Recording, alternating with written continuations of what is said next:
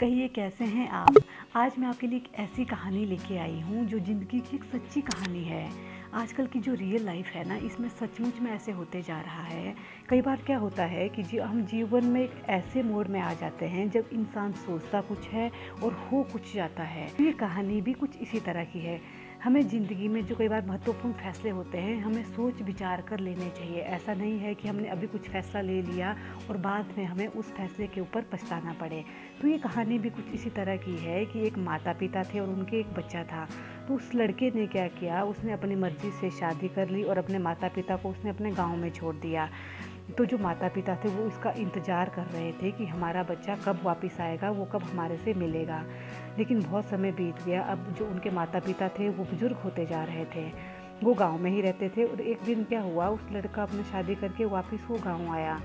तो माता पिता ने पूछा, बेटा क्या बात है, तुमने शादी की और हमें बताया तक नहीं, और बहुत समय बीत गया, तुम वापस भी नहीं आए। लड़का कहता है कि अगर मैं आपको बताता तो शायद मेरी शादी नहीं होती, क्योंकि मुझे लगता है कि आपको ये बात पसंद नहीं आती, इसलिए हमने बिना बताए ही ये शादी कर ली। उसके बाद भी पिताजी को लगता था कि शायद वो अच्छे से रह सकते हैं, मगर जो लड़का था वो उस जगह में रहना नहीं चाहता था, वो उस जगह को पसंद ही नहीं करता था और वो शहर चला गया था। क्योंकि जो लड़का था उसको लगता था कि अगर वो अपने माँ बाप के साथ रहेगा तो हर रोज़ यही बातें होगी कि तूने शादी क्यों की, हमें बताया भी नहीं, या लड़ाई झगड़ा हो जाएगा तो कहीं ऐसा ना हो कि मुझे वापस शहर जाना पड़े।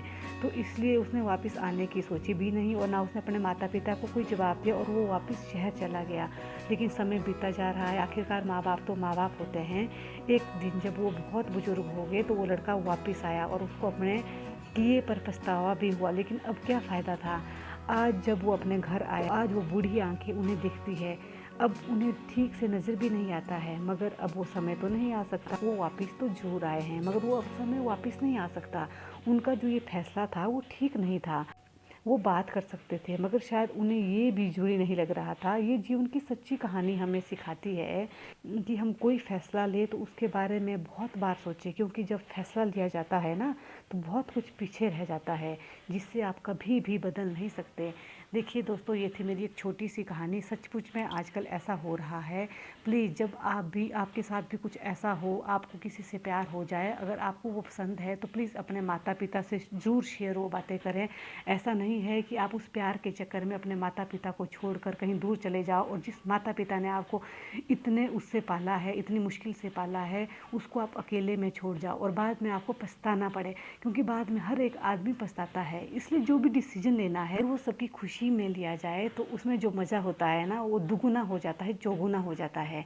इसलिए ज़िंदगी में फ़ैसला लेने से पहले सबके बारे में ज़रूर सोचें। अपना ध्यान रखिए, खुश रहिए, मस्त रहिए, हंसते रहिए और हंसाते रहिए।